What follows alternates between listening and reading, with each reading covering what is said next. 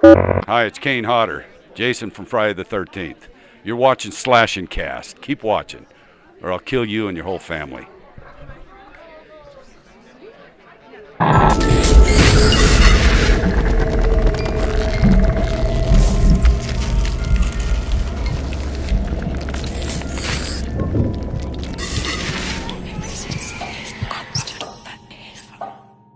What's going on, horror? Welcome back to another episode of Slash and Cast. My name is Riley, and that is Nick. And before we get things started, we have some announcements. First of all, this Thursday, July 13th, is the 1-year anniversary of Slash and Cast. Happy birthday, man! Wow. We're going to properly celebrate next Monday. Got some surprises, okay? It's going to be a good time, so make sure you tune in next Monday to the 1-year anniversary of Slash and Cast. It's going to be fun. All right, so let's look up to the week ahead of us. First of all, if you want to play Friday the 13th game with us or any game in general, make sure you join our Xbox, PS4, or Steam communities, groups, clubs. Do that. /N/cast/fans. We invite everybody there. That is absolutely the place to go. Right. You can also join our Discord server. Link is in the description. It's a good place to catch all of our content, including all our gaming videos, every episode of Slash and Cast, when we go live playing Friday the 13th game, and also where you can find a link to our movie nights, which is exclusive to our Discord. You join, we got a couple drive-in theater-like elements and intermissions in there. Usually 3 movies every Saturday night. Join our Discord. You can be a part of that. Good stuff. You can also subscribe here, turn notifications on, so you know anytime we go live, drop a new video. We got a whole week of videos coming, so make sure you're here and good to go. Yes. All right, let's drop in right into our first line of news, which is Friday the 13th, the game. Not a lot here, okay, but we do got a little bit, okay, surrounding what could possibly be new content in the future. Mm-hmm. Now, the goal that they've been doing for a while is to add Fox, Fox from Friday the 13th, Part 3, into the game, but they do need help from the community. They need help from us, okay? So Wes Kellner said in an interview that we've had a soft spot for Fox since we first saw her in Part 3. She was tough, pretty, and seemed to take time to have some fun. For example, when she's swinging on the rope and saying, "This feels good," on the barn, right? Good stuff. I never got the chance to meet Gloria Charles in real life, but something tells me that some of those same characteristics were a part of her real persona, too. We wanted to pay tribute to her character, but more importantly, to Gloria. It's a shame that we lost her. My heart sank when I read the news of her passing. We gathered as a team and collectively agreed, there's something we can do, we should do it.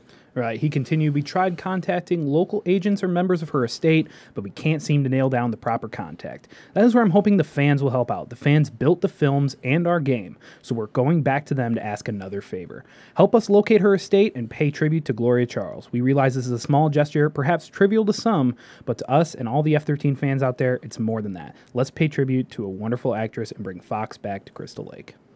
That's beautiful, man. I hope they manage to find her estate and make that a reality, because, that was really tough on a lot of fans when, Gloria passed. And even though she had a small role in Part 3, she's always, been memorable, and everybody remembers that character because of how interesting she was. Yeah. So it'd be great to see her come into the game. What we're expecting, since people have been asking, is a counselor, just a basic counselor as Fox. That's more than enough. Yeah. That's awesome. So we won't get, a Tommy character or anything like that. But, hey, I'm satisfied with having her in the game in general. Yeah. Make sure the way you can help, share that around. Okay, Bloody Disgusting had an article on it. Share it everywhere. It was fans. It was just regular people, right, that found the rights to NES, Jason. Yep. You can do it again for Fox. Let's make it happen. Let's do it. All right, let's get her in the game. Okay. With that, let's go ahead and move on to our next line of news, which is Jigsaw. Now, we've been talking about Jigsaw quite a bit lately. And guess what, man? The official poster for Jigsaw has dropped. The 8th film in the Saw franchise from Lionsgate has been, it's come out. It's about to be released. So here we go. It simply, yet hauntingly says, "Become Jigsaw." I don't really understand why it says that, what that's telling us. Become Jigsaw. Maybe we see a new Jigsaw at the end of this film. I don't know. There's so many Jigsaws now. It's getting confusing. If you go through the franchise, there's a ton of people that were working with him and how it works. Yeah. So I don't even know who I'm following in this movie, quite honestly. But hey, it looks cool. It looks great. That's the best thing we've seen for it so far. Oh yeah. Still really pushing that idea of Halloween of this year. Just goodness gracious, that's coming up so fast. So the film will also be making an appearance at this year's San Diego Comic-Con, where star Tobin Bell will be signing autographs and directors Peter and Michael Spierig will be participating in a panel called Reinventing Horror. So, okay. So you're already making bold statements here. You're reinventing the genre here, okay? All right. Let's see how that goes. Jigsaw is indeed rated R for grisly, bloody violence, and torture. And it'll be coming to theaters near you October 27th of 2017. I mean, what else do you expect? Yeah. I saw the seventh one, the final chapter in theaters. Oh my God. Like in theaters, I saw it in 3D. It was hard to get through. Really? Like it was in your face, disgusting, screwed up stuff. So I don't know. I expect nothing less from Jigsaw. In your face? 3D in your face? I mean, it was. That's what made it worse, man. It was guts in my face. It was freaky, okay? Okay. Let's move on to our next line of news, which is It, okay? A new image on a French magazine cover for Pennywise. I kind of love with you. Looks pretty cool. Yeah. It's pretty much what we've seen so far. I mean, it's the only thing different is he's shushing and there's blood in his mouth, right? But, I mean, it still makes me super excited. Yeah. Now, this comes from the July and August issue of a French magazine, Mad Movies. It's hitting shelves on July 10th. And the cover model for the new issue is none other than Bill Skarsgård as Pennywise for the upcoming readaptation of It. It's a similar shot to the one we've already seen, like I said. But, you know what? It looks awesome. Cannot fucking wait until September so we can all check it out. I'm pumped. Let's do it, man. Yeah. So if you don't know it, here's a recap. A group of young kids face their biggest fears when they seek answers to the disappearance of children in their hometown of Derry, Maine. They square off against an evil clown named Pennywise, whose history of murder and violence dates back for centuries. And the film, will be available September 8th of this year. Sure thing. Now, keep in mind, this is part one of It. This will just cover the kids. Okay, not the adult story. We just watched It the other day, the original It. Whew. It's a long-ass movie. It's like 3 hours. Three plus? Is it over 3? I think it might have been over 3. Yeah, it's a long movie. So now, like, looking back at that and watching it again, I totally understand the part 1 and part 2 approach. Yeah. It's one of the few in, like, cinematic history that I agree with. Yeah. So good for them. That's probably the best way to go about it. Yeah. All right, let's move on to our next line of news. This is where things start getting confusing. So bear with us, okay? Cult of Chucky. We've been covering for a while. Went over the fact that Glenda has a chance of being in the film, right? So an article just came out that said, an actor is on IMDb to play Glenda, like the human version of Glenda, Rachel/Glenda. I'm not too sure if that's true.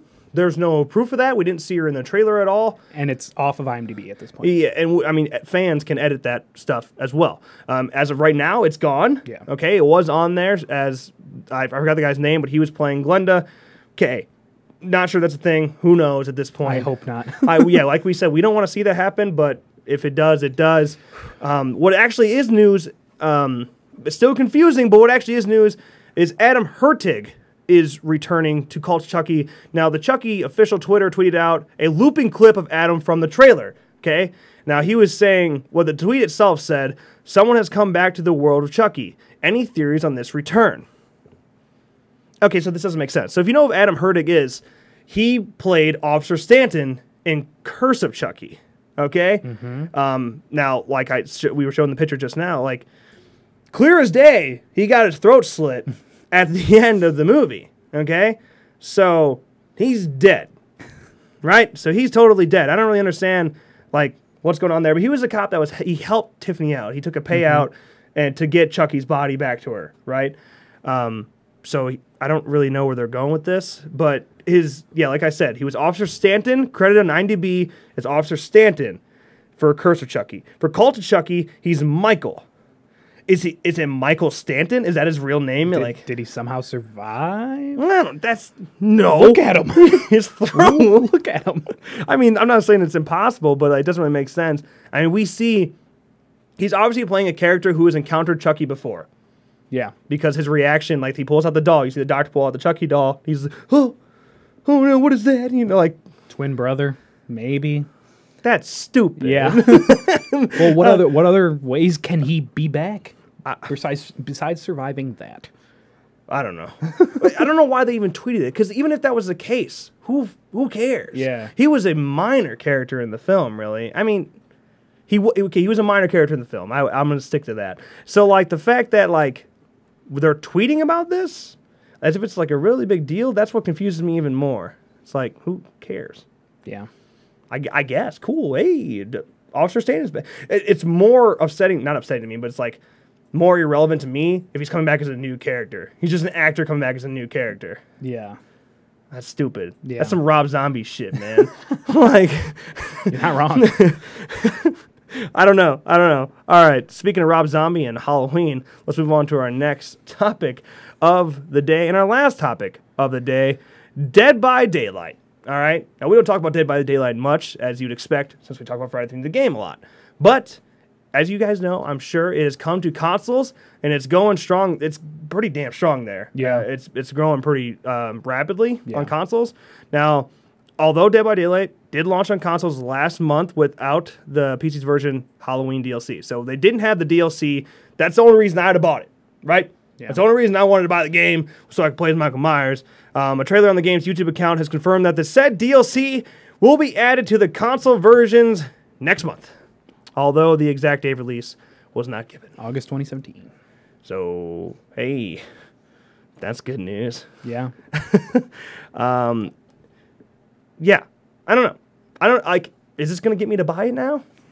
I don't think so. I don't think so either. You know, we would only play to play this DLC, and how much are we really going to want to, play this DLC? Like, I get enough from watching videos on it. Like, I'll get my fix. Mm-hmm. Dead by Daylight is just not the game for me. Yeah, like, I played Dead by Daylight. I haven't got actually really to play the Halloween DLC, but I played Dead by Daylight, and I don't like it nearly as much as F13. And I'm not doing that. I don't want to be like a fanboy about it, but like the way its play style is a little Yeah. Problem is, it's a shitty community. No offense, guys. No offense, Dead by Daylight people out there. But like it's pretty salty every time you play a game. Mm-hmm. There's always somebody raging or doing something, exploits everywhere. Yeah. Which is what F13 is right now too, to be fair. I mean, to be fair. Yeah. It's always like that Dead by Daylight. Always miserable. And it's hard. Not many people play it anymore. Yeah. So, like, I have no friends that play it anymore. Exactly. So, like, what's the point, Like, I'll just stick with F13 where all my friends are. Yeah. But, I might get it on PC again just so I can play. I seriously could play by myself and just walk around Lampkin Lane and be totally satisfied. Yeah. Just walk around the Myers house. Totally satisfied. Should have got it during the Steam summer. I know. I should have. I fucked up. I should have done it. I didn't pull the trigger. Winter sale. Yeah, I'll wait. I'll wait till then. There's got to be some sort of sale in October, right? Oh, definitely. You would think? Yeah. I don't know. We'll see. I'll come back to it. As F13 drops new content, they'll lower their prices to get more people to buy it. I'll keep up.